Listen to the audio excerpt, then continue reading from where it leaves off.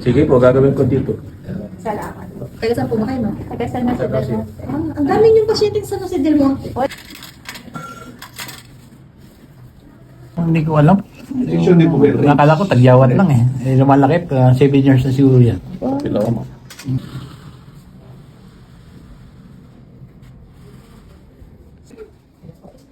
Wala nang kapal kang inumin.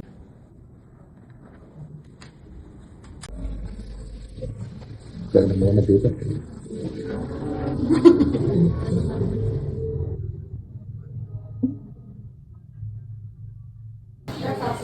Ay, hindi po wala.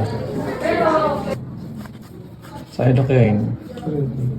Pinagdasal ko po talaga yung dok na matawagan niyo kami Lamp. Ito po, ito po. na ma-open kasi Hindi pati kami nagdudugo ha. Itong taon daw yung sa ilong ng asawa niyo. Oo. Ang hirap huminga nun, lalo na pag sinisipon.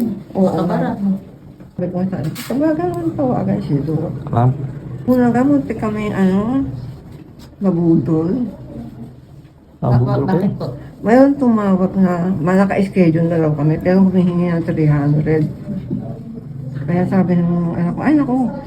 Watering. Sinabi ng anak, itong asawa ko, magbibigay. Sabi ng anak ko, hindi yan si Dok. Hindi yan ang hihingi ka ng gano'n.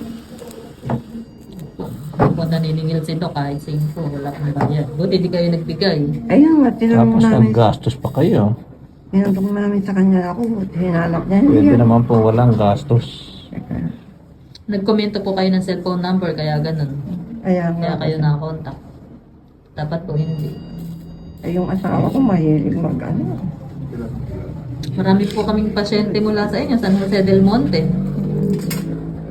Dami, pinakamaraming lugar yun. Opo. Saka Caloocan. Caloocan, Angat, Bustos. Dati ang marami tayo, Pangasinan. Malalayo.